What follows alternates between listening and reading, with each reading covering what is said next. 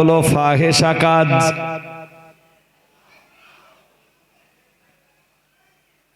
আর এক হাদিসে এসছে রাসূল করিম সাল্লাল্লাহু আলাইহি ওয়াসাল্লাম বলেন, ওয়ালা তাশরাবান্না খামরান ফাইন্নাহু রাসু কুল্লি ফাহিশাতিন আও কামা ক্বালা আলাইহিস সালাম।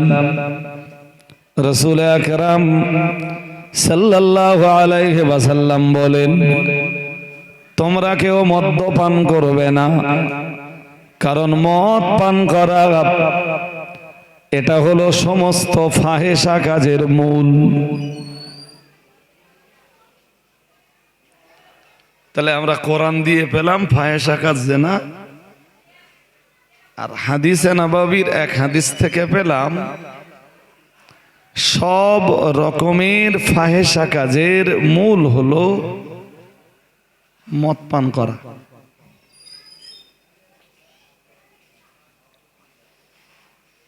চলুন এবার যে হাদিসটা পড়ছিলাম ওই হাদিসটা বুঝি।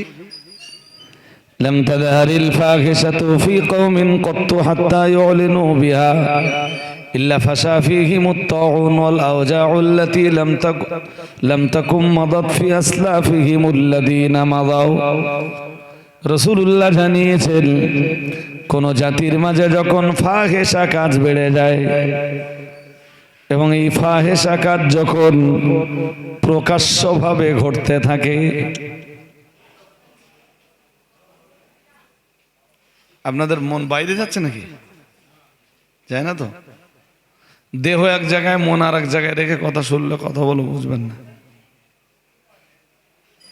নবীজি বলতেছেন, কোন জাতির মাঝে যখন ফাহেশা কাজ বেড়ে যায় এবং এই ফাহেশা কাজ যখন প্রকাশ্যভাবে ঘটতে থাকে, চলতে থাকে,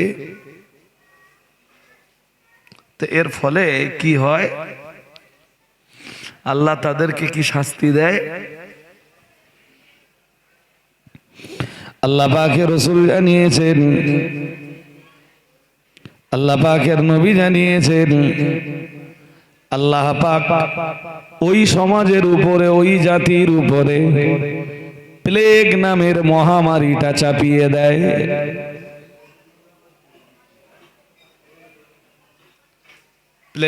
প্লেগ রোগ বোঝেন? শুনেছেন? এক সময় প্লেগ রোগ ছিল এক মহামারী।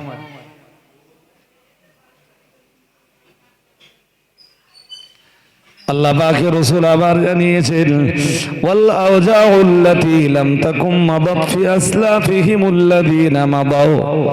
আল্লাহ পাকের হাবিব বলেন, শুধু প্লেগ রোগ নয়, ওই জাতির উপরে আল্লাহ এমন এমন গজব চাপিয়ে দেয়, এমন এমন রোগ চাপিয়ে দেয়, যে রোগের নাম তারা ইতিপূর্বে কখনো শুনেনি।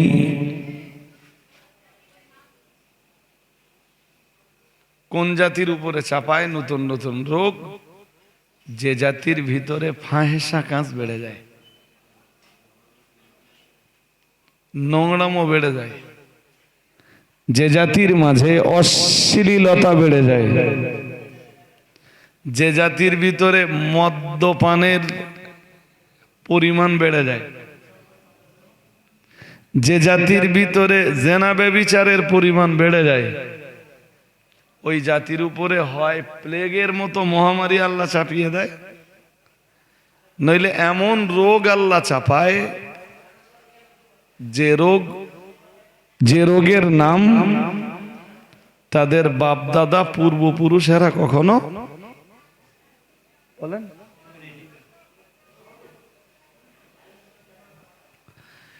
আমরা ফাহেশার অর্থ যদি দুইটা নেই, একটা জেনা বা জেনা সংক্রান্ত কাজ, আর একটা মদ্যপান, তাহলে আমরা দেখব যে আমাদের সমাজে যেমন বেড়েছে মদ্যপানের পরিমাণ, তেমনই বেড়েছে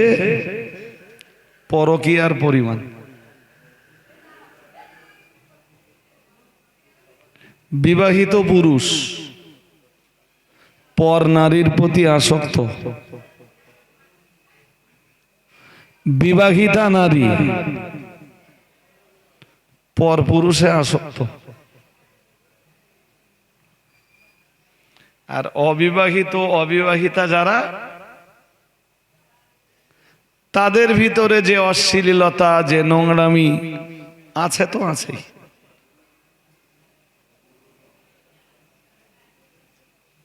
এবং এগুলো প্রকাশ্য ভাবে হচ্ছে।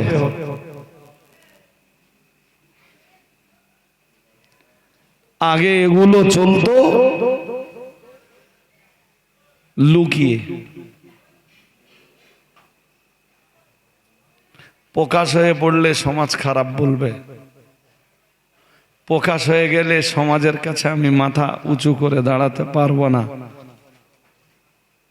তো এখন চলছে প্রকাশ্য। রাসূল ওইটাই বলেছেন, যখন কোন জাতির ভিতরে ফাহেসা কাজ বাড়বে এবং তা প্রকাশ্যভাবে চলতে থাকবে।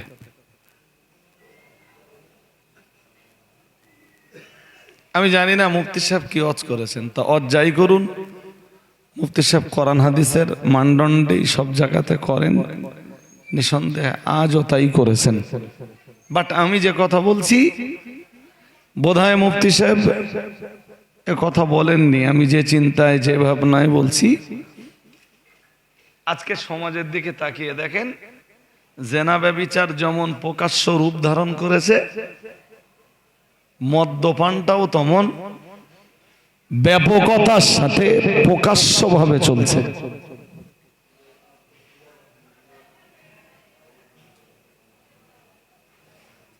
বলুন, সেই জাতির উপরে আল্লাহর রহমত কেমনে নাযিল হবে যে জাতি প্রকাশ্য মদ খায়?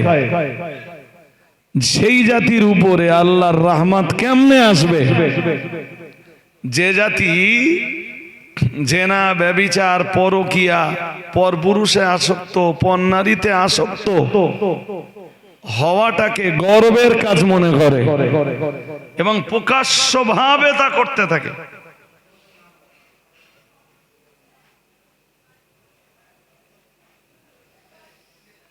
সে জাতি তো আল্লাহর রহমত থেকে বঞ্চিত জাতি। সে জাতির উপরে আল্লাহর রহমত আসতে পারে না, সে জাতির উপরে আল্লাহর করুণা নাযিল হতে পারে না। হাজেরিন, ঘুম পাচ্ছে নাকি? হ্যাঁ না, আমি এই পাপের ওয়াজ দিয়ে শুরু করেছি বলে কি মনে হচ্ছে যে ওয়াজ খবরটা আজকে আর ভালো হবে না? দেখেন, আপনারা এই আকতপুরের লোকেরা আমার ওয়াজ ভালো বললেন না খারাপ বললেন, আমার তাতে কিছু এসে যায় না। বাট আমি রসুলের হাদিসের একটা মেসেজ পৌঁছে দিচ্ছি। এবং অন্য একটা হাদিসে এসছে, বুখারী শরীফের হাদিসে এসছে, রসুল বলেছেন আমার উম্মত খুব তাড়াতাড়ি চারটে জিনিসকে হালাল ভাববে।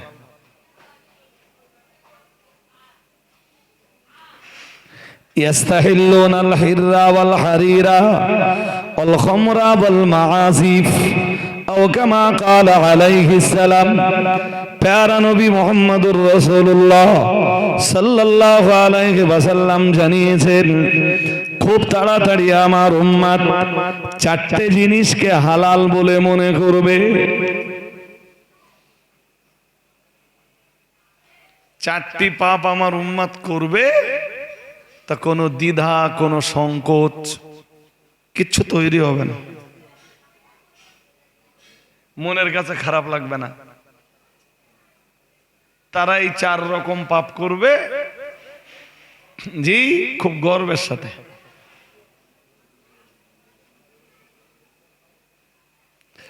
এই চার প্রকার পাপে লিপ্ত থাকার পরেও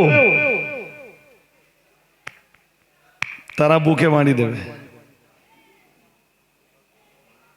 দ্যাটস মিন এটা তাদের আফসোসের নয়, এটা তাদের কাছে দুঃখের নয়, এটা তাদের কাছে অপমানের নয়, তারা ভাববে এটা তাদের গর্বের ব্যাপার। এক নম্বরে রাসূল জানিয়েছেন, আল্লাহ পাকের হাবিব জানিয়েছেন, ইস্তাহিল্লুনাল হিররা। প্যারা নবী মুহাম্মদুর রাসূলুল্লাহ সাল্লাল্লাহু আলাইহি ওয়াসাল্লাম নবী আমার জানিয়ে দিয়েছেন, এক নম্বরে বলেছেন ইস্তাহিল্লুনাল হিররা আই আয-যিনা। রাসূলুল্লাহ জানিয়েছেন জিনা করাটাকে তারা হালাল বলে মনে করবে, জিনা করাটা তাদের নিজেদের জন্য গর্বের বলে মনে করবে। বলুন নাউজুবিল্লাহ। আর একটু জোর আওয়াজে বলেন না। তাদের মনে কোনো অনুশোচনা হবে না, অনুতাপ হবে না, কষ্ট হবে না, আফসোস হবে না, দুঃখ হবে না, বেদনার কোনো জায়গা তাদের ভিতরে তৈরি হবে না। জি, বরং তারা মনে করবে যা করেছি বেশ করেছি।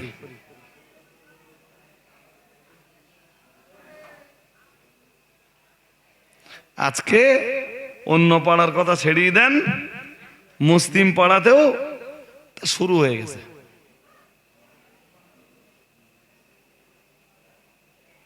যারা জেনা ব্যভিচারে লিপ্ত, তারা যে অন্যায় করছে, এই অন্যায় বোধটুকু তাদের ভিতরে আর নেই।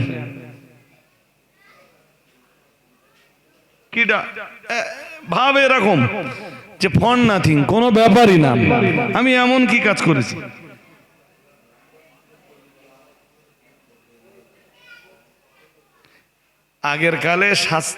আগের কালে জি পাড়ার মোড়ল মাতব্বর যারা ছিল, জি বা তারা যা বিচার আচার করত, সেই ধরনের বিচার আচারও আজকে সমাজে আর যারা বলেন হ্যাঁ, প্রত্যেকেই যার যার মতো চলছে ভাই।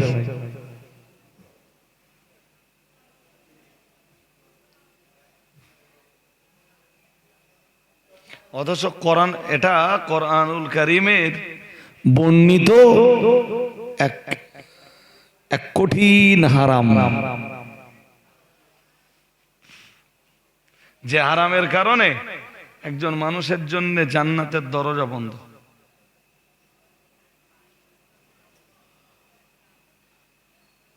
আপনি জানেন যে জাহান্নামের যে 8টা স্তর আছে, 7টা জাহান্নামের যে 7টা স্তর আছে। আর একটু মনোযোগ বাড়াতে হবে আমার দিকে ভাই, অমনোযোগী হলে হবে না। ওই 7টা স্তরের ভিতরে একটা স্তরের নাম লাযা। মন দিয়ে শোনেন, কি নাম? জোরে বলেন। লাযা। কোরআন শরীফে এই লাযার বর্ণনা আছে। কাল্লা ইন্নাহা লাযা নাযাআতাল লিশাওয়া তাদউ মান আদবারা। মহান আল্লাহ জানিয়েছেন কাল্লা ইন্নাহা লাযা, মহান আল্লাহ জানিয়েছেন সাবধান হয়ে যাও, নিশ্চয়ই এটা লাযা।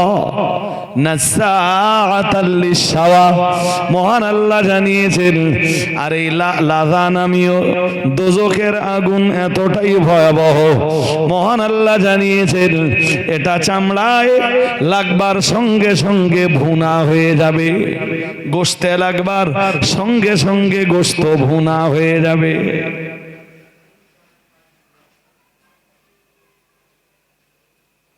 এই লাজার বর্ণনা দেওয়ার পর কারা ওই লাজা থেকে বাঁচবে আল্লাহ তার বয়ান করেছেন। আরে ভাই, লাজার আগুন যখন ভয়াবহ, তাহলে লাজা থেকে আমাদের বাঁচতে তো হবে। বাঁচবার উপায় কি, রাস্তা কি? আল্লাহ রাস্তাটা দিয়ে দিয়েছেন। তা লাজা থেকে বাঁচবার যে যে রাস্তা আল্লাহ দিয়েছেন, তার ভিতরের একটা রাস্তা বলি,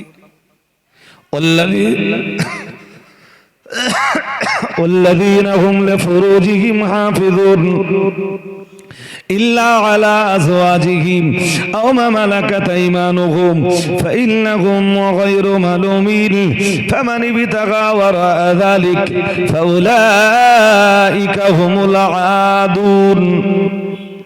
মহান আল্লাহ জানিয়েছেন ওয়াল্লাযীনা হুম লিফুরুজিহিম হাফিজুন। আল্লাহ পাক রব্বুল আলামিন জানিয়েছেন যারা নিজেদের লজ্জাস্থানকে হেফাজত করে, আল্লাহ পাক রব্বুল আলামিন জানিয়েছেন তারাই লাযা নামীয় দোজখ থেকে নিষ্কৃতি পাবে। সুবহানাল্লাহ। আরেকটু মন খুলে বলেন,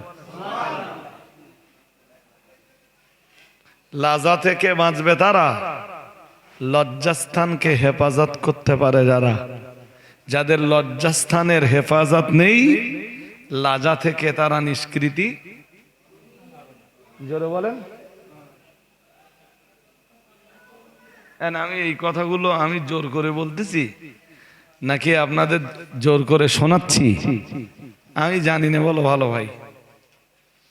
তা আমার মনে হয়েছে যে এ কথাগুলো বলা দরকার সমাজের কাছে, জি সমাজের পুরুষদের কাছে, নারীদের কাছে। আর এই কথাগুলো যাদের জন্য বেশি করে বলবো তারা এই মজলিসে নেই। আপনারা যারা আছেন নামাজি লোক, ধার্মিক লোক, আল্লাহওয়ালা লোক, আপনারা পড়ে আমার এই কথা শুনতেছেন। আর যাদের এই কথা বেশি শোনার দরকার তারা এখন নেই। সালাম কালাম সালাম কিয়াম করে যখন দোয়ার জন্য তৈরি হব, তারা দুটো খাওয়ার জন্য তখন। যাদের চরিত্র আজ ধ্বংসের পথে তারা এখন এখানে নেই। বা এই যে ওয়াজ আমি করছি, হ্যাঁ এই যে নসিহত শোনাচ্ছি, এই নসিহত যাদের প্রয়োজন তারা এখানে নেই।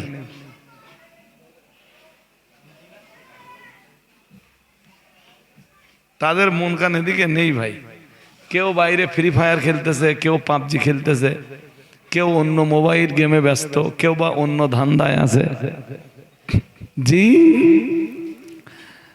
ক্যাম সালাম হয়ে যাবে যখন দেখবে এবার আখিরি দোয়া মোনাজাতের সময় হয়েছে, আস্তে আস্তে আস্তে আস্তে তারা ময়দানের দিকে এগিয়ে আসবে, কারণ দুটো খাওয়ার সময়। এরপরেও দেখুন মেসেজ আমার আপনাদের কাছে পৌঁছে দেওয়া দরকার। আমি আর একটা ধারণা দেই, তবে আমার আগের কথাটা যদি আপনারা ভুলে যান তাহলে আমার পরের কথাটা শুনে লাভ হবে না। লাজা থেকে বাঁচবার যে উপায় আছে, এক উপায় হলো চরিত্রকে হেফাজত করা, এক উপায় হলো লজ্জাস্থানকে হেফাজত করা, এক উপায় হলো যৌবনকে হেফাজত করা। যারা যৌবনকে হেফাজত করতে পারে না, লাজা থেকে তারা বাঁচবে না। ওটা কোরআনের এক বর্ণনা। আর এক বর্ণনায়,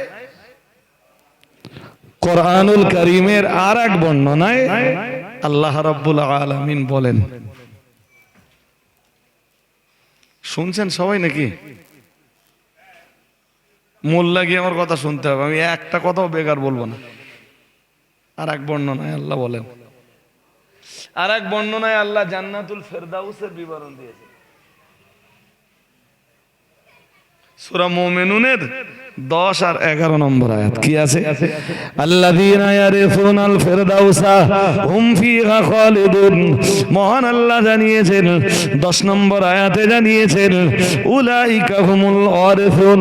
মহান আল্লাহ জানিয়েছেন সূরা মুমিনুনের 10 নম্বর আয়াতে ওরাই হবে জান্নাতের উত্তরাধিকারী। আমরা জানো বললাম আল্লাহ ওরা কারা, ওদের পরিচয় কি? আল্লাহ ওদের পরিচয় তো দিয়েছেন। আমরা বললাম আল্লাহ ওদেরকে তো আপনি জান্নাতের উত্তরাধিকারী বানাবেন। ও রব্বুল আলামিন, আপনার কোন জান্নাতের উত্তরাধিকারী ওদেরকে বানাবেন? আল্লাহ পাক রব্বুল আলামিন জবাব দিয়ে বললেন আল্লাযীনা ইয়ারসুনাল ফিরদাউসা হুম ফিহা খালিদুন। মহান আল্লাহ বললেন ওদেরকে আমি জান্নাতুল ফিরদাউসের উত্তরাধিকারী বানাবো। আর একটু মন খুলে বলেন। আপনি বলতে পারেন শ্রেষ্ঠ জান্নাত জান্নাতুল ফেরদাউস, আপনি বলতে পারেন সর্বোচ্চ জান্নাত জান্নাতুল ফেরদাউস। এক হাদিসে এসেছে নবীজি বলেন জান্নাতের 100 স্তর আছে, আর ওই 100 স্তরের ভিতরে 99টা স্তর পেরিয়ে যাবার পর জান্নাতুল ফেরদাউস। সুবহানাল্লাহ। আর একটু মন খুলে বলেন, এক একটা স্তরের দূরত্ব রাসূল বলেন কামা বাইনাস সামাই ওয়াল আরদ, জমিন থেকে প্রথম আকাশের দূরত্ব যতটা, জান্নাতের এক এক স্তরের দূরত্ব ততটা। আর এই রকম 99টা স্তর পেরিয়ে যাবার পরে যে স্তরটা সামনে আসে, মানে 100তম স্তর যেটা, রাসূল বলেন ওটাই জান্নাতুল ফেরদাউস। জানো সাহাবীরা, আলাহাল ফেরদাউস, সর্বোচ্চ জান্নাতটাই হলো জান্নাতুল ফেরদাউস। এই জান্নাতুল ফেরদাউসের পরে আর জান্নাতের কোনো স্তর নেই, ওর পরে আল্লাহর আরশ। সুবহানাল্লাহ বললাম না তো? আর একটু মন খুলে বলেন। আল্লাহ বলেন আমি তাদেরকে জান্নাতুল ফেরদাউস দিব। আমরা বললাম তারা কারা? আল্লাহ তাদের পরিচয় দিয়েছেন 7টা পরিচয়। কটা শুনছেন আমার কথা নাকি? হ্যাঁ, আল্লাহ তাদের পরিচয় দিলেন 7 পরিচয়। আল্লাহ বললেন এই 7 রকমের যোগ্যতা যারা জোগাড় করবে তাদেরকেই আমি জান্নাতুল ফেরদাউসের উত্তরাধিকারী বানাবো। ওই 7 পরিচয় দিতে গেলে আলাদা এক মজলিসে 1-1.5 ঘন্টা 2 ঘন্টা সময় দরকার। যে জান্নাতুল ফেরদাউসে কারা যাবে, কারা জায়গা পাবে জান্নাতুল ফেরদাউসে, তা ভাই সে লোক খুঁজে পাওয়া খুব, আমি বলছি না বলো যে 71-এ পাওয়া যায় না, থাকতে পারে, তবে সে লোকের সংখ্যা খুব, জোরে বলেন, খুব কম। 7টা বলেছি না? 7-এর ভিতরে নম্বর সিরিয়াল নাম্বার 4-এ যেটা আছে শুধু ওইটা শুনে নেন। আগের 3টেও আপন জায়গায় থাক, পরের 3টেও আপন জায়গায় থাক, শুধু 7 নম্বরটা বলছি, 4 নম্বরটা বলছি। আল্লাহ বলেন والذين هم لفروجهم حافظون إلا على أزواجهم أو ما ملكت أيمانهم فإنهم غير ملومين। মহান আল্লাহ জানিয়েছেন, আল্লাহ পাক রব্বুল আলামিন ঘোষণা দিয়েছেন, ও আমার বান্দা বান্দিনা মনে রাখো, পরকালে যারা জান্নাতুল ফেরদাউসের উত্তরাধিকারী হবে, পরকালে যারা জান্নাতুল ফেরদাউসে জায়গা পাবে, আল্লাহ পাক রব্বুল আলামিন জানিয়েছেন ওদের 4 নম্বরের গুণ হবে। আল্লাহ পাক জানিয়ে দিয়েছেন ওয়াল্লাযীনা হুম লিফুরুজিহিম হাফিজুন, ওরা দুনিয়ায় ওদের লজ্জাস্থানকে হেফাজত করবে। আর একটু মন খুলে বলেন, কি হেফাজত করবে? আগের আলোচনায় কি ছিল বলেন দিন? যারা লজ্জাস্থান হেফাজত করতে পারে না ওরা যাবে লাজা নামীয় দোজখে। সে কথা মনে আছে? আরে হ্যাঁ না বলবেন তো? আর এখানে কি বলা আছে? যারা লজ্জাস্থান হেফাজত করতে পারে, পেরেছে, পারবে, আল্লাহ তাদেরকে জান্নাতুল ফেরদাউস নসিব করে দিবেন। আর একটু মন খুলে বলেন। কিন্তু কে আমার কাছে এই নসিহত শুনবে? যে সমাজকে যখন দেখি উচ্ছৃঙ্খল সমাজকে যখন দেখি উল্টো পথে চলা সমাজ, উল্টো স্রোতের বিপরীত মুখে চলা সমাজ,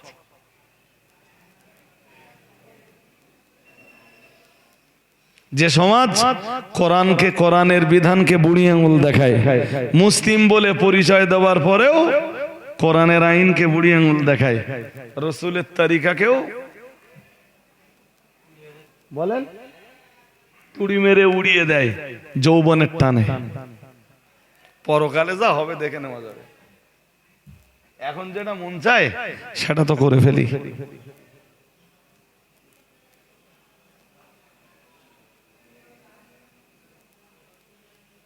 কি পরিমাণ নোংরামি চলছে দেশ জুড়ে, ভাষায় বলা যাবে না ভাই। বিপুল পরিমাণ মেয়ে মুসলিম পরিবারের আজ পর্দাহীনা, আর পর্দাহীনতাই হলো এই অশ্লীলতার কারণ, পর্দা শূন্যতাই হলো এই এই এই নোংরামির কারণ, এই অসভ্যতামির কারণ। আমি লম্বা না করে চলুন ওই হাদিসে কামব্যাক করি। আল্লাহ পাকের নবী জানিয়েছেন, লাম তাদহারিল ফাহিশাতু ফি কওমিন কাত্তু হাত্তা ইউলিনু বিহা ইল্লা ফাশা ফীহিমুত তাউন ওয়াল আওজাউল্লাতী লাম তাকুম মাদাত ফি আসলাফিহিমুল্লাযীনা মাদাউ আও কামা ক্বালা আলাইহিস সালাম। প্রিয় নবী মুহাম্মদুর রাসূলুল্লাহ সাল্লাল্লাহু আলাইহি ওয়াসাল্লাম জানিয়েছেন যে সমাজের মাঝে জেনার পরিমাণ বেড়ে যায়, নোংরামি বেড়ে যায়, অসভ্যতামি বেড়ে যায়, অশ্লীলতা বেড়ে যায়, বেলেল্লাপনা বেড়ে যায়। রাসূলুল্লাহ জানিয়েছেন ওই সমাজের এবং ওই সমাজের মানুষ যখন প্রকাশ্যভাবে এই নোংরামিতে লিপ্ত হয়ে পড়ে, আল্লাহ পাকের নবী জানিয়ে দিয়েছেন, আল্লাহর হাবিব জানিয়ে দিয়েছেন, ইল্লা ফাশা ফীহিমুত তাউন। রাসূলুল্লাহ জানিয়েছেন ওই সমাজের মানুষের উপরে আল্লাহ পাক প্লেগ নামের মহামারী চাপিয়ে দেয়। বলুন নাউজুবিল্লাহ। আর একটু জোর করে বলেন। আপনাদের মনে হবে হুজুর তো এই এত নোংরামি চলতেছে, নবীর হাদিস যদি সঠিক হয় তাহলে এই সমাজের উপরে তো প্লেগ নামের কঠিন রোগ চেপে যাওয়া দরকার ছিল। রাসূলের হাদিস কি মিথ্যা? জোর করে বলেন। এটা ঠিক যে প্লেগ নামের মহামারী নেই, কিন্তু রাসূল ওর পাশে আর একটা কথা যোগ করে দিয়েছিলেন। কি? নবী বলেছিলেন যখন দেখবা যে যে প্লেগ নামের মহামারী এই নোংরামির কারণে আসেনি, তাহলে ভাববে ওয়াল আওজাউল্লাতী লাম তাকুম মাদাত ফি আসলাফিহিমুল্লাযীনা মাদাউ, এমন এমন রোগ ওই সমাজের মানুষের উপরে আসবে যে রোগের নাম তাদের পূর্বপুরুষরা বাপদাদা 14 পুরুষ কখনো শোনেনি।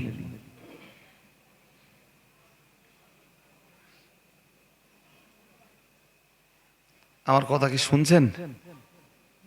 হ্যাঁ, নতুন নতুন রোগের প্রাদুর্ভাব ঘটবে এবং ঘটবে না, ঘটছে।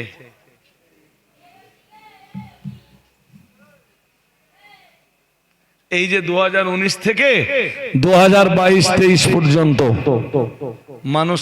মানুষ করোনা ভাইরাসের মোকাবেলা করেছে, করোনা থেকে বাঁচার জন্য করোনার টিকাও নিয়েছে। এখন গবেষণা কি বলছে জানেন? এখন আবার গবেষণা বলছে করোনার টিকা যারা নিয়েছিল ওই করোনার টিকা গ্রহণ করাটাই হলো আর এক মুসিবতের কারণ। বুঝতে পারেন কথা?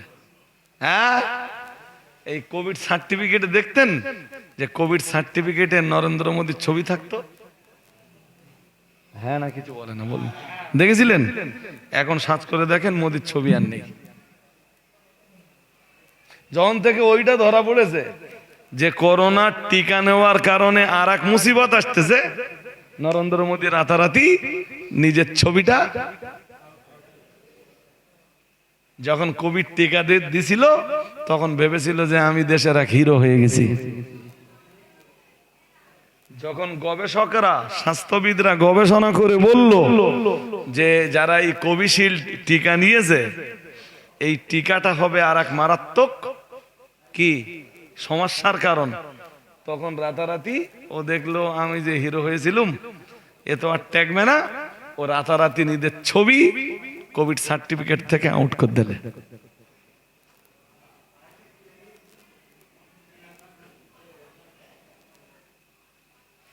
আমার তো করোনার টিকা নেওয়ার ভাই একদম ইচ্ছা ছিল না, কিন্তু আপনাদের আগে আমাদের নিতে হয়েছিল, কারণ আমরা স্কুল মাস্টার।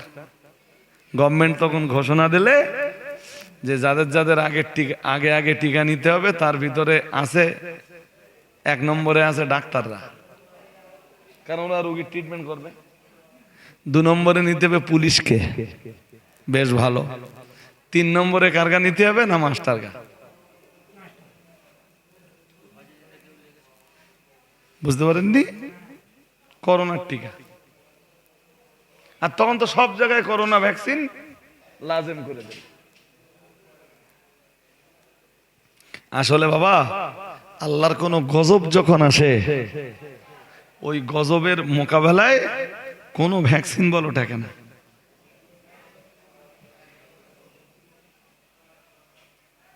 আমার কথা কি বুঝতেছেন? আল্লাহর গজবের মোকাবেলায় কোনো ভ্যাকসিন, জোরে বলেন,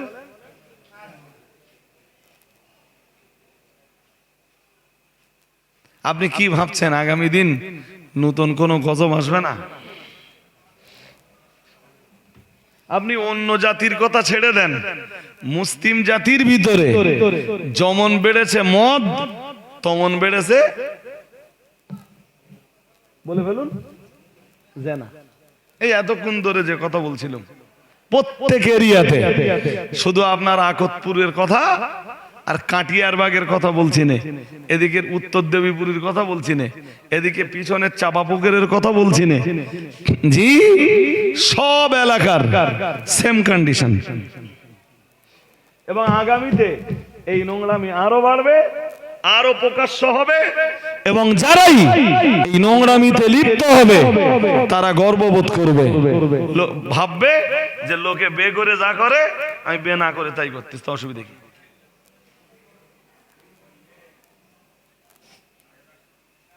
আমার কথা বুঝতে পারেননি? পেরেছেন? কি ভাববে যে লোকে বিয়ে করে যা করে আমি বিয়ে না করে তাই করতেছি, তো অসুবিধা কি?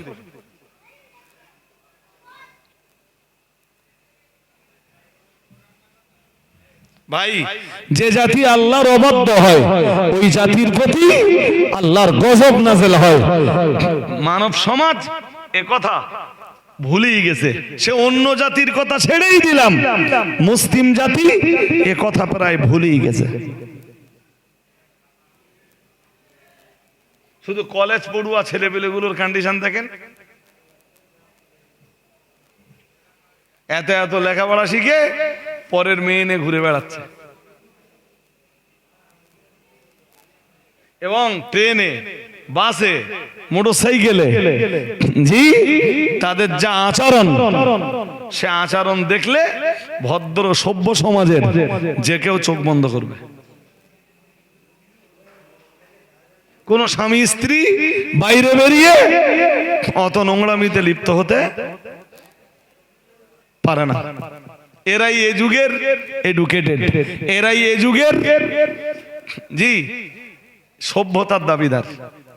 সেই সাথে হাইকোর্ট, সুপ্রিম কোর্ট, তারা বলছে যে একটা ছেলে আর একটা মেয়ের উভয়ের সম্মতিতে শারীরিক সম্পর্ক, এটা ধর্ষণ নয়, এটা অপরাধ নয়।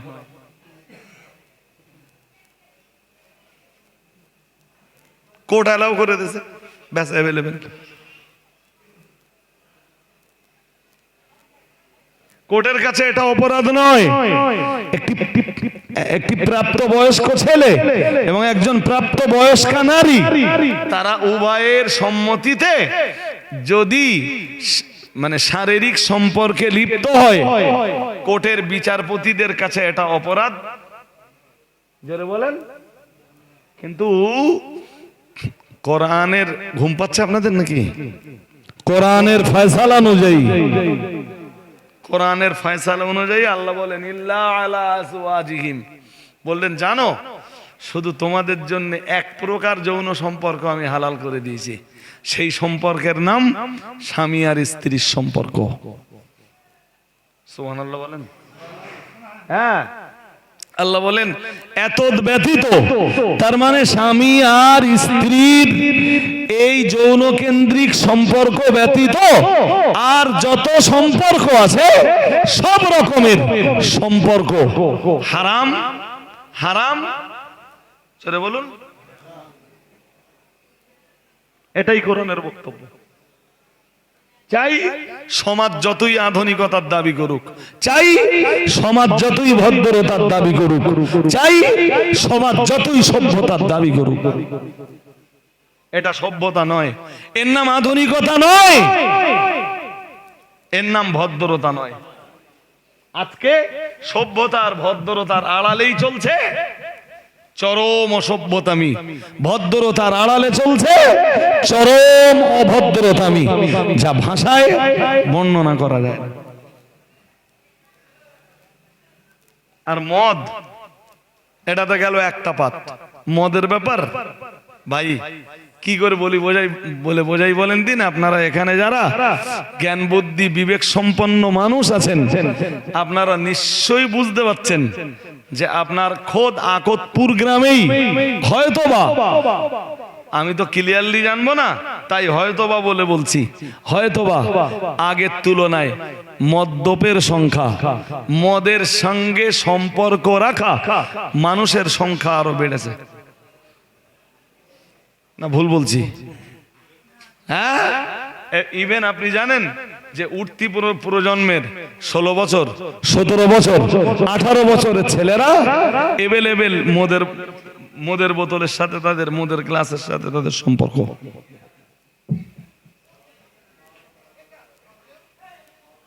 বাইরে মন দেন না ভাই, বাইরে মন দেন না। যারা বসেছেন অন্তত তারা কথা শুনলে আমি খানিকটা হলেও ভাগ্যবান যে আপনারা কথা শুনছেন।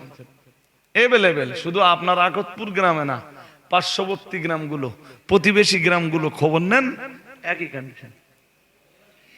যে ছেলেটা মদ খাচ্ছে মেবি তার মা জানে না, যে ছেলেটা মদের সাথে সম্পর্ক যুক্ত সেই ছেলেটার বাবা জানে না, যে ছেলেটার সম্পর্ক মাটিয়ার মতো নোংরা পল্লীর সাথে হয়তো 17-18 বছর বয়স, তার গার্জিয়ান জানে না। অথচ গার্জিয়ানের উচিত ছিল এ খবরটা অন্তত রাখা। উঠতি প্রজন্মের বিপুল পরিমাণ ছেলেরা এক জেনায় লিপ্ত, দুই মদে লিপ্ত। এই যে ওয়াকফ বিল রিজেক্টের দাবি নিয়ে এই দেশ জুড়ে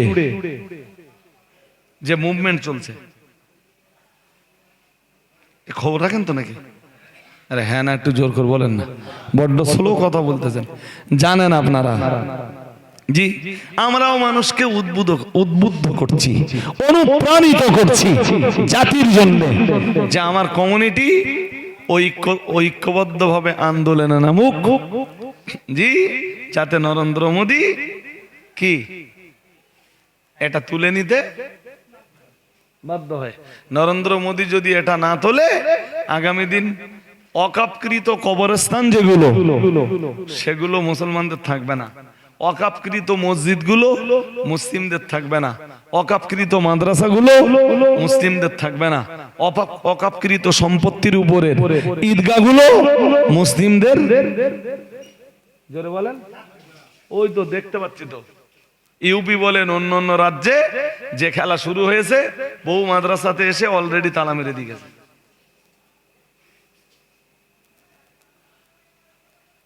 উত্তরপ্রদেশের ফতেপুরের জি এক 20 একর কবরস্থান, 20 একর কবরস্থান মানে বুঝতেছেন কেতনা বড় কবরস্থান? বুলডেজার দিয়ে পুরো সমান করতেছে। শুনছেন নাকি? গভর্নমেন্ট যেটা চাইবে তাতে সেইটা করবে। মুসলিমদের জমি জায়গার উপরে, অকাপকৃত সম্পত্তির উপরে গভর্নমেন্টের বেআইনি দখল, মানে বেআইনি দখলদারি, জবরদস্তি দখলদারি, তার পক্ষে গভর্নমেন্ট বিল পাস করিয়ে নিয়েছে। বুঝতে পারেননি? গভর্নমেন্ট ওই বিলের একটা ধারায় বলেছে যে মুসলিমদের অকাপ সম্পত্তির কি করা হবে, যে পরিচালন কমিটি থাকবে অকাপ সম্পত্তির, ওই পরিচালন কমিটিতে হিন্দুদের রাখা হবে। কোন মন্দিরের ট্রাস্টে বা কোন মন্দিরের পরিচালন বোর্ডে কোন মুসলিম আছে? জোর করে বলে না, নেই। আমরা ডাকলেও যাব? হ্যাঁ না বলে না? আমাদের ইচ্ছা আছে যাওয়ার, যাব না ভাই। তোমাদের ধর্ম তোমরা পালন করো, যেভাবে পারো তোমরা তোমাদের মন্দির পরিচালনা করো। মুসলিমরা কোনোদিন আবেদন করেনি, অথচ নরেন্দ্র মোদীর ওয়াকফ সম্পত্তি নিয়ে এতই মাথা ব্যথা, বললো আমি ওতে হিন্দুদের ঢুকিয়ে দেবো।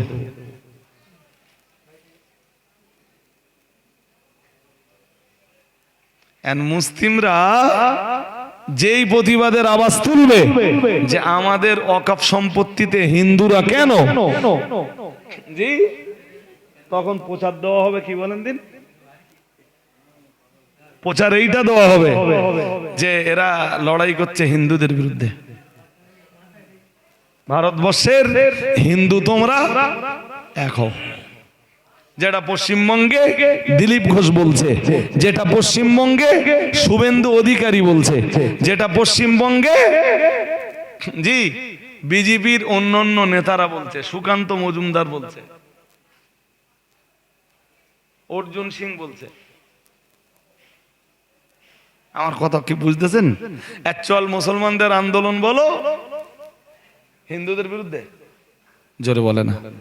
তারা আমাদের প্রতিবেশী, হতে পারে ভিন ধর্ম অবলম্বী, তো তাদের প্রতি তো আমাদের রাগ, ক্ষোভ, দুঃখ, বেদনা, পরিতাপ, আফসোস কিছুই নেই। তারা শান্তির সাথে তাদের ধর্ম পালন করুক, আমরা শান্তির সাথে আমাদের ধর্ম, জোরে বলেন। কিন্তু এমন একটা রাস্তা তৈরি করে দিয়েছে যাতে হিন্দু মুসলমানের ভিতরে একটা ডিভাইডেশন তৈরি হয়, আর এই ডিভাইডেশনের মাধ্যম দিয়ে হিন্দু সমাজকে একটা প্ল্যাটফর্মে দাঁড় করিয়ে তারা বছরের পর বছর ভারতবর্ষের মাটিতে রাজনৈতিক ক্ষমতায় টিকে থাকতে পারে।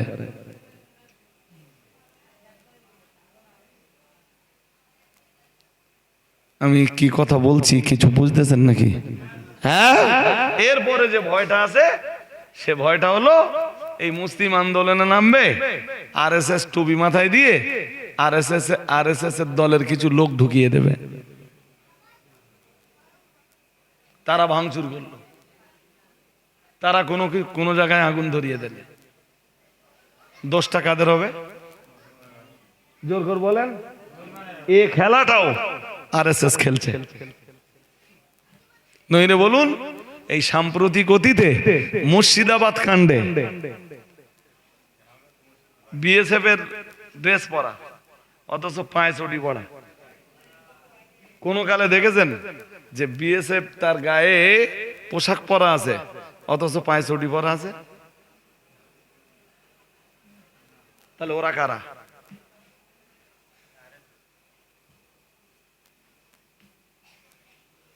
কথা কিছু মাথায় যাচ্ছে?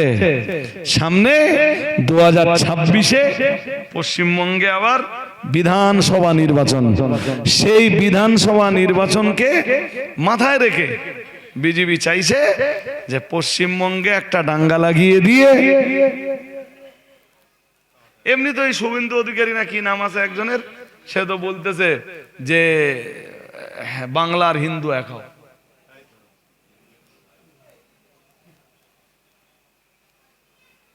আমার কথা কি কিছু বুঝতেছেন নাকি? হ্যাঁ, এ তো করাচ্ছে ভাই। মুসলিমরা আন্দোলন করবে, বাট সাবধান থাকতে হবে আরএসএস এর বিজেপির পাতা ফাঁদে আমরা যেন পা না দেই। সাম্প্রতিক আমার কাছে এমন এমন ঘটনা আমার জানা আছে, শুনলে অবাক হয়ে যাবেন, শুনলে অবাক হয়ে যাবেন, সেগুলো আমি মাইকে বলছি না। এই হালি পড়ে কিছু আরএসএস এর কিছু মুসলিম, এই আরএসএস এর কিছু জি সদস্য, তারা নারী এবং পুরুষ, এমন এমন বক্তব্য দিচ্ছে যে বক্তব্যের প্রতিবাদ করলে যখন তখন সাম্প্রদায়িক দাঙ্গা লেগে যাবে।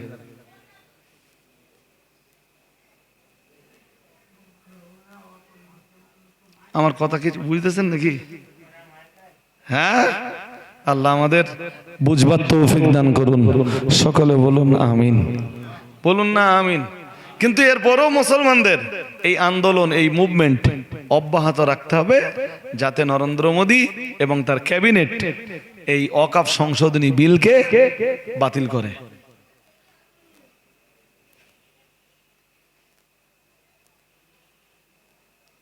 কিন্তু আন্দোলনে যারা যাবে ভাই, শিরোভাগ বেনামাজি। হ্যাঁ না কিছু বলেন, আমার সাথে কথা বলেন একটু।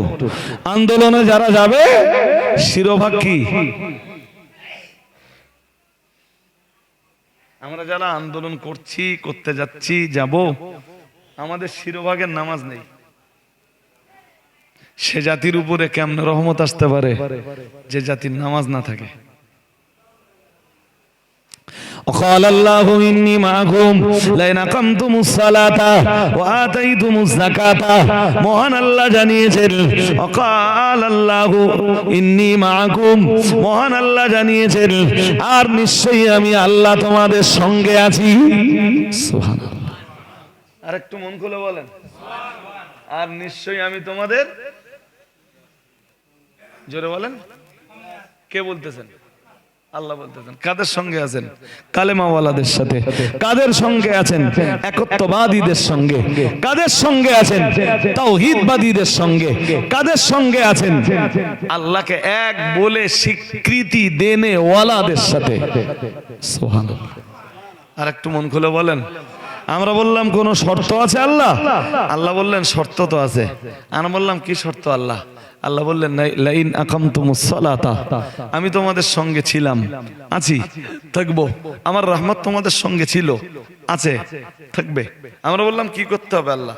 আল্লাহ বললেন লাইন আকামতুমুস সালাতা, যদি তোমরা সালাত কায়েম করো। আর একটু মন খুলে বলেন, যদি তোমরা নামাজ প্রতিষ্ঠা করো তবেই আমি আল্লাহ নিশ্চয়ই তোমাদের সঙ্গে আছি। এক নম্বরে কি? এক নম্বরে নামাজ। এক নম্বরে কি? জোর করে বলেন। এই জন্য এই কঠিন পিরিয়ডে মুসলিম সমাজের বেনামাজি গুলোর উচিত হলো তাসের আড্ডার কথা ভুলে যাওয়া, জুয়ার আড্ডার কথা ভুলে যাওয়া। জি, লটারির আড্ডা, জুয়ার আড্ডা, জুয়ার আসরের কথা ভুলে যে তুমি আল্লাহকে বেশি বেশি সাজদা দাও আর আল্লাহর রহমতের কামনা করো। আল্লাহ কঠিন পরিস্থিতির ভিতরে পড়ে গেছি। এই ওয়াকফ বিলকে কেন্দ্র করে সুপ্রিম কোর্ট যেসব বক্তব্য পেশ করেছে তার কিছু বক্তব্য মুসলিমদের পক্ষে গেলেও কিছু কথা আছে ভালো। সুপ্রিম কোর্টের বিচারপতিদের কিছু কথা আছে, জোর করে বলে না, জানি না এই ভালো কথাগুলো বলে মুসলমানদেরকে আপাতত শান্ত করে রাখা হচ্ছে কিনা, সেটা সময় কথা বলবে। তবে এর ভিতরে বোধহয় সুপ্রিম কোর্টের একটা ভালো খবর হলো যে জ্ঞানব্যাপী মসজিদের রায় মসজিদের পক্ষে হয়েছে। সুপ্রিম কোর্টের একটা ভালো খবর আপনাদের বললাম। আর এই এই ওয়াকফ বিলকে কেন্দ্র করে সুপ্রিম কোর্ট কিছু কথা বলেছে ভালো, কিন্তু জানি না যে এটা মুসলমানদের থাতানি দেওয়ার জন্য বলেছে কিনা। এই কারণে নয় তো যে আপাতত মুসলিমদের মুভমেন্ট আন্দোলনগুলো বন্ধ হোক।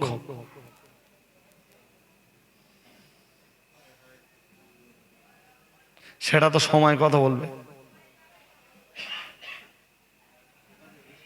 আমার কথা কি বুঝতেছেন নাকি? এন মুসলমানদের করণীয় কি?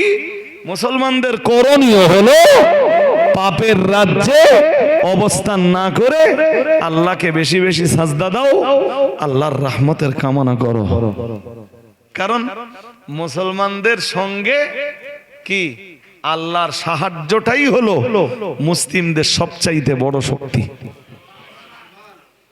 যে জাতির সঙ্গে আল্লাহর সাহায্য থাকে ওই জাতি কোনো কিছুর পরোয়া, জোর করে বলে না, হ্যাঁ, যেখানে আল্লাহর মদদ থাকে সেখানে সে জাতি কারোর পরোয়া করে না, কারোর ভয় পায় না। ও গুলি বলেন, বোমা বলেন, বারুদ বলেন, কোনো কিছুর পরোয়া। তা কিসের পরোয়া? মুসলমানদের কাছে আছে আল্লাহু আকবারের আওয়াজ, আছে না নেই? হ্যাঁ, কিন্তু মুসলিমকে মুসলিমের আদর্শের জায়গাতে ফিরে তো আসতে হবে।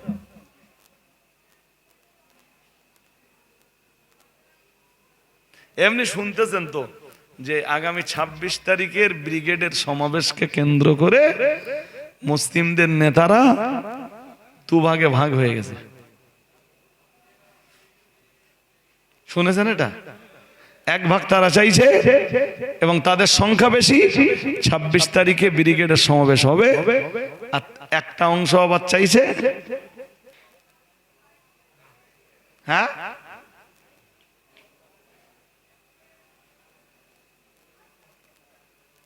কি কপালে আছে এ জাতির তা আল্লাহই ভালো জানেন।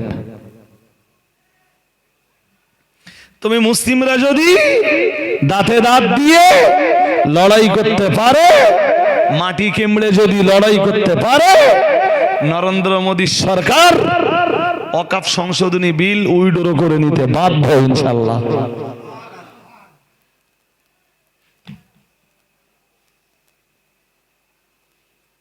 কিন্তু বহু মুসলিম তো এখনো ঘুমিয়ে, তাদের চেতনার জাগরণ ঘটেনি। তারা ঘুমিয়েছিল, আমি ঘুমিয়ে আছে। তাদের পূর্বপুরুষদের কবরস্থান চলে যায় যাক, তাদের তাস খেলা বন্ধ হবে না। তাদের ঈদগাহ চলে যায় যাক, জি, তাদের জুয়া খেলা বন্ধ হবে না। তাদের মাদ্রাসা চলে যায় যাক, তাদের মসজিদ চলে যায় যাক, তাদের নারীবাজি, জেনা, জি, জুলুম, অত্যাচার আর অবিচার বন্ধ হবে না।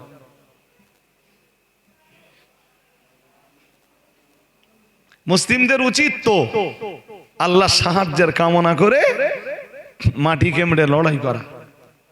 কোরআন শরীফে মহান আল্লাহ জানিয়েছেন নাসরুম মিনাল্লাহি ওয়া ফাতহুন করিব। মহান আল্লাহ জানিয়েছেন নাসরুম মিনাল্লাহি, আল্লাহ পাক রব্বুল আলামিন জানিয়েছেন সাহায্য আল্লাহর পক্ষ থেকেই। ও বাবাজিরা ভাইরা, আল্লাহ পাক আবার জানিয়েছেন ওয়া ফাতহুন করিব, এবং বিজয় খুব কাছাকাছি।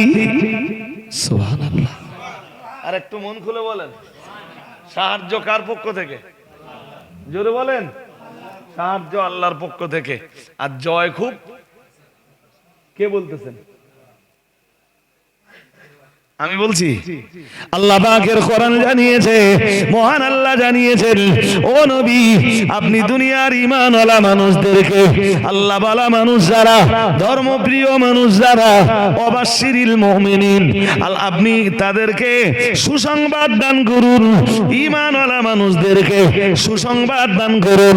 নবী যেন বললেন, আল্লাহ কিসের সুসংবাদ দেব? মহান আল্লাহ বললেন নাসরুম মিনাল্লাহি, দুনিয়ার ঈমানওয়ালা মানুষদের জন্য রয়েছে আল্লাহর সাহায্য। ওয়া ফাতহুন করিব, আর ঈমানদারদের জন্য শুধু আল্লাহর সাহায্য নয়, ঈমানদারদের জন্য জয় খুব কাছাকাছি, বিজয় খুব কাছাকাছি। ও বাবাজিরা ভাইরা, লম্বা করে বলবার সময় আমার নেই গো। মহান আল্লাহ বন্য আয়াতে জানিয়েছেন আলা ইন্না নাসরাল্লাহি করিব। আল্লাহ পাক রব্বুল আলামিন জানিয়েছেন জেনে রাখো তোমরা আল্লাহর সাহায্য খুব কাছাকাছি। আল্লাহর সাহায্য তোমাদের উপরে আসেনি তো, এরপরেও তোমরা বিশ্বাস করো খুব তাড়াতাড়ি আল্লাহর সাহায্য তোমাদের নসিবে মঞ্জুর হয়ে যাবে। আর একটু মন খুলে বলো, তোমরা দেখছো আল্লাহর সাহায্য এখনো আসেনি, এরপরও বিশ্বাস করো আল্লাহর সাহায্য খুব। জোরে বলেন, এসব কথা কে বলতেছেন? কে বলতেছেন? বেশি বেশি ওই দোয়াটা করুন, আনতা মাওলানা ফানসুরনা আলাল কওমিল কাফিরিন। কি দোয়া? বলুন বলুন, বলতে পারবেন? সবাই একটু বলেন, আনতা মাওলানা ফানসুরনা আলাল কওমিল কাফিরিন। আনতা মাওলানা ফানসুরনা আলাল কওমিল কাফিরিন। আনতা মাওলানা, ও রব্বুল আলামিন, আপনি তো আমাদের অভিভাবক। জোরে বলুন, আমাদের অভিভাবক কে? আরো আওয়াজ দিয়ে বলেন, আমাদের অভিভাবক। আনতা মাওলানা, আল্লাহ আপনি তো আমাদের অভিভাবক, ফানসুরনা, সুতরাং আপনি আমাদের সাহায্য করুন, আলাল কওমিল কাফিরিন, আল্লাহ অবিশ্বাসী সম্প্রদায় আমাদের এগেনস্টে যে চক্রান্তগুলো করছে, আল্লাহ আপনি সেই চক্রান্তের মোকাবেলায় আমাদেরকে তথা ঈমানওয়ালাদেরকে, তৌহিদবাদীদেরকে, একত্ববাদীদেরকে আপনি সাহায্য করুন। এই দোয়াটা বেশি বেশি করুন। আল্লাহ আজও আছেন, আল্লাহর সাহায্য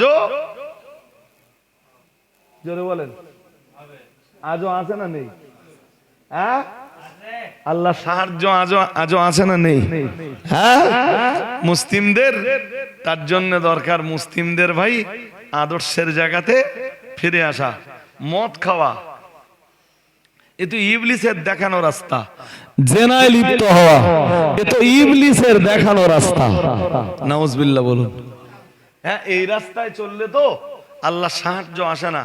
কি আসে জোরে বলেন? আমি শুরু করেছিলাম মনে আছে যে 5 পাপ করলে 5 রকমের শাস্তি হয়। হ্যাঁ, হাজিরিনে মজলিস মনে রাখুন, 2 নম্বরে প্রিয় নবী মুহাম্মদুর রাসূলুল্লাহ সাল্লাল্লাহু আলাইহি ওয়াসাল্লাম নবী আমার জানিয়ে দিয়েছেন, ওয়ালাম ইয়ানকুসুল মিকিয়াল ওয়াল মিজানা ইল্লা উখিযু বিসসিনিন ওয়া শিদ্দাতিল মাউনাত আও কামা ক্বালা আলাইহিস সালাম। আল্লাহ পাকে নবী আবার জানিয়েছেন, 2 নম্বরে মনে রাখুন, আমি পাঁচটাই হয়তো একদিনে বলে ফেলতে পারবো না, তবে যতদূর যাওয়া সম্ভব রাসূলুল্লাহ জানিয়েছেন, আল্লাহ পাকের হাবিব জানিয়েছেন, ওয়ালাম ইয়ানকুসুল মিকিয়ালা ওয়াল মিজানা। রাসূলুল্লাহ জানিয়েছেন যে জাতি ওজনে কম দেয় এবং গণনায় কম দেয়, পরিমাপে যারা কম দেয় এবং ওজনে যারা কম দেয়, রাসূলুল্লাহ জানিয়েছেন ইল্লা উখিযু বিসসিনিন। রাসূলুল্লাহ জানিয়েছেন ওই জাতির উপরে আল্লাহ দুর্ভিক্ষ চাপিয়ে দেয়। যে জাতি কিসে কম দেয়? জোর করে বলো। ওজনে কম দেয়। আর যে জাতি পরিমাণে কম দেয়, শুনছো, ওই জাতির উপরে আল্লাহ কি চাপায়? ইল্লা উখিযু বিসসিনিন ওয়া শিদ্দাতিল মাউনা। রাসূল দুটো কথা বলেছেন। রাসূল 1 নম্বরে বলেছেন ওই জাতির উপরে আল্লাহ চাপিয়ে দেয় দুর্ভিক্ষ। 2 নম্বরে রাসূল জানিয়েছেন ওই জাতির উপরে আল্লাহ কঠিন কঠিন মুসিবত চাপিয়ে দেয়। বলুন নাউজুবিল্লাহ। আরো আওয়াজ দিয়ে বলেন। পরিমাপে কম দেওয়ার মানে বোঝেন? বোঝেন কি? শুধু দাড়ি পাল্লাটাই তো বোঝেন, যে যারা দাড়ি পাল্লায় কম দেয়, এই পাপ যারা করে, আল্লাহ তখন সেই জাতির উপরে দুর্ভিক্ষ চাপায়। ভাই, পরিমাপে আর ওজনে কম দেওয়ার ব্যাখ্যা ওই পর্যন্ত সীমাবদ্ধ না, ওর অঙ্ক সব জায়গায় হবে। ধরুন আপনি আমার কাজে নিলেন, ধরুন দোনের দাম 350 টাকা, তা আপনি কাজে লাগিয়ে দিয়ে চলে গেলেন, আর আমি ওই রৌদ্রের জায়গা ছেড়ে বড্ড গরম পড়তে, তো ছায়া জায়গায় এসে বসে বসে সময়টা কাটিয়ে দিলুম, অল্প একটুখানি কাজ করলুম। দোরবেলা গোসল টোসল করে আপনার বাড়ি যেয়ে বললাম, বাবু কাজ হয়ে গেছে, পয়সাটা দেন। 350 টাকা আপনি দিলেন, কিন্তু 350 টাকার কাজ আমি, তাহলে নেওয়ার সময় বুঝে নিলুম আর দেওয়ার সময় কথা বলেন, বুঝে দিছি? হ্যাঁ, এর নাম পরিমাণে কম দেওয়া। শুধু দাড়ি পাল্লার অঙ্ক না বলো, এতে আমরা তো কেউ ধরা পড়বো না। হ্যাঁ না, কিছু বলেন, বলেন। ধরা পড়বো না কেউ আমরা, বলেন। আমরা সব ভালো মানুষ আছি। ওই অঙ্ক সব জায়গায় অ্যাপ্লাই হবে, সব জায়গায়। যে আপনি কাজ কতটা করেছেন আর মাল কতটা নেছেন। কি ভাই সাহেব ঘুম পাচ্ছেন নাকি? আল্লাহ পাকের নবী বললেন যে জাতি ওজনে কম দেয়, পরিমাপে কম দেয়, পরিমাণে কম দেয়, রাসূলুল্লাহ জানিয়েছেন, আল্লাহ পাকের নবী জানিয়েছেন, ইল্লা উখিযু বিসসিনিন, আল্লাহ পাকের হাবিব জানিয়েছেন ওই জাতির উপরে মহান আল্লাহ দুর্ভিক্ষ চাপিয়ে দেয়। শুধু দুর্ভিক্ষ চাপিয়ে দেয় তাই না, ও ভাইরা আমার, আল্লাহ পাকের রাসূল জানিয়েছেন, আল্লাহ পাকের নবী জানিয়েছেন, ওয়াশিদ্দাতিল মাউনা, রাসূলুল্লাহ জানিয়েছেন কঠিন কঠিন মুসিবত আমার আল্লাহ জানিয়ে চাপিয়ে দেয়। ও বাবাজিরা ভাইরা, এরপরে আল্লাহ পাকে নবী আবার বললেন, ও আমার সাহাবীরা মনে রাখো, আমি মুহাম্মাদুর রাসূলুল্লাহ সাল্লাল্লাহু আলাইহি ওয়াসাল্লাম, আমি আল্লাহ পাকে নবী বলছি, ও সাহাবীরা তোমরা মনে রাখো, ওয়ালাম ইয়ামনাউ যাকাতা আমওয়ালিহিম ইল্লা মুনিউল কতরা মিনাস সামাই ওয়ালাউলাল বাহাইমু লাম ইউমতারু। আল্লাহ পাকের রাসূল জানিয়েছেন, আল্লাহ পাকের নবী জানিয়েছেন, 3 নম্বরে জানিয়েছেন ওয়ালাম ইয়ামনাউ যাকাতা আমওয়ালিহিম, রাসূলুল্লাহ 3 নম্বরে জানিয়েছেন কোন জাতি কোন সম্প্রদায় যখন যাকাত দেওয়া বন্ধ করে দেয়, ইল্লা মুনিউল কতরা, রাসূলুল্লাহ জানিয়েছেন, আল্লাহ পাকের নবী জানিয়েছেন ওই জাতির উপরে মহান আল্লাহ আকাশ থেকে পানি নাযিল করা বন্ধ করে দেয়। নাউজুবিল্লাহ বলেন, আর একটু জোর করে বলেন, কি বন্ধ করে দেয়? আরে জোর করে বলো না কেন? পানি বন্ধ করে দেয়। রাসূল বলেন যে লাউলাল বাহাইম লাম ইউমতারু, যদি দুনিয়াতে জন্তু জানোয়ার না থাকতো আল্লাহ এক ফোঁটা পানিও আকাশ থেকে দিতেন না। কি বন্ধ করে দিলে? জোর করে বলো। মুসলিম সমাজের বহু মানুষের যাকাত ফরজ হয়েছে, অথচ যাকাত বুঝে দেওয়া তো দূরের কথা, বহু মুসলিম আছে মোটেই দেয় না, আর কিছু মুসলিম আছে সালে সালে দেয়। সালে সালে দেওয়া বোঝেন? কথা বলে না, কিসে দেয়? হিসেব নিকেশ কিচ্ছু নেই, কিছু লুঙ্গি আর কিছু শাড়ি কিনে সারা গ্রামের লোকের জানিয়ে দিলে যে আমি যাকাতের লুঙ্গি আর শাড়ি দিছি, হয়ে গেল। কিন্তু রাসূল কি বললেন? বললেন যাকাত বন্ধ করে দিলে কি হয়? কথা বলে না, বলেন বলেন বলেন, কি হয়?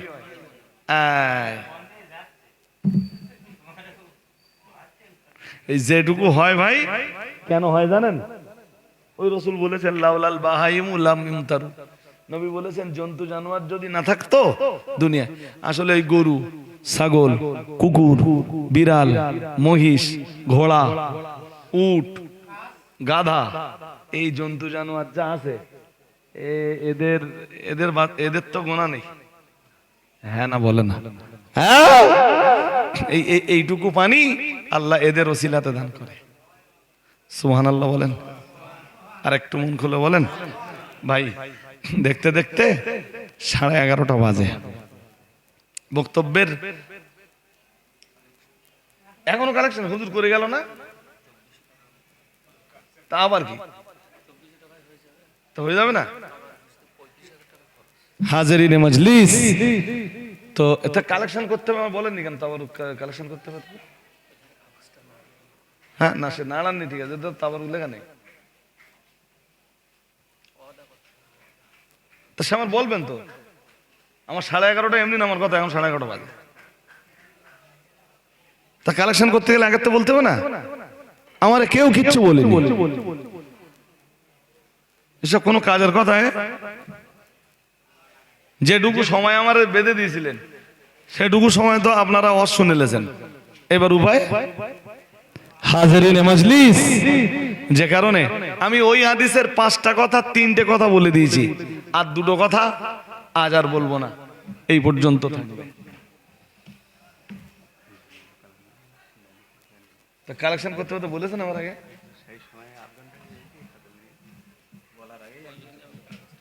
আধ ঘন্টা আগে, মানে আমার 11:30 পর্যন্ত টাইম। আমার কি 12টা পর্যন্ত টাইম নাকি?